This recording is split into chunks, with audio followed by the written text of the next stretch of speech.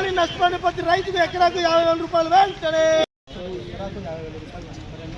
ఇవాళ సిపిఐ ఆంధ్రప్రదేశ్ రైతు సంఘం ఆధ్వర్యంలో ఎంఆర్ఓ ఆఫీస్ దగ్గర మరి నిరసన చేయడానికి ప్రధాన కారణం ఏమంటే ఇవాళ కర్నూలు జిల్లా పూర్తిగా కరువు ప్రాంతంగా తయారు కావడం జరిగింది. అంతేకాకుండా ఈ మధ్యలో ఏర్పడినటువంటి ఎల్ నినో ప్రభావంతో రైతులు పూర్తి స్థాయిలో నష్టపోయారు. మరి అంతేకాకుండా ఇన్ని రోజులుగా మేము భారత కమ్యూనిస్టు పార్టీ కర్నూలు జిల్లాని కరువు ప్రాంతంగా ప్రకటించాలని చెప్పేసి అనేక ఉద్యమాలు చేశాం.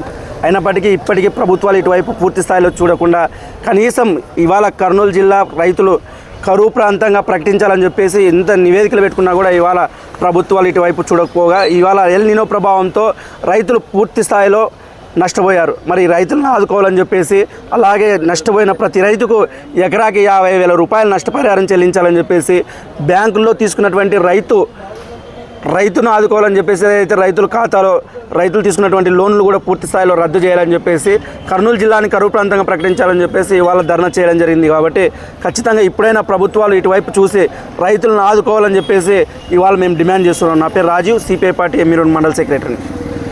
భారత కమ్యూనిస్టు పార్టీ సిపిఐ అదేవిధంగా ఆంధ్రప్రదేశ్ రైతు సంఘం ఏఐకేఎస్ ఆధ్వర్యంలో ముందస్తు వర్షాలు వచ్చిన సందర్భంలో రైతులు వేసినటువంటి అన్ని రకాల పంటలు వేయడం జరిగింది.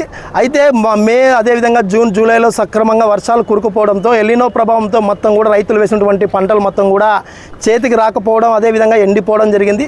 దీన్ని దృష్టిలో పెట్టుకుని భారత కమ్యూనిస్టు పార్టీ సిపిఐ అదేవిధంగా రైతు సంఘం ఆధ్వర్యంలో ఏదైతే పంట ఎండిపోయినటువంటి రైతులను ఆదుకోవాలని చెప్పి గత 1వ తేదీ నుంచి కూడా జీపు జాతతో ప్రతి రైతుని పరామర్శించడం జరిగింది, ప్రతి పంటను పరిశీలన చేయడం జరిగింది. ఆ సందర్భంలోని ఇవాళ కూటమి ప్రభుత్వానికి ఒకటే విజ్ఞప్తి చేస్తున్నాం.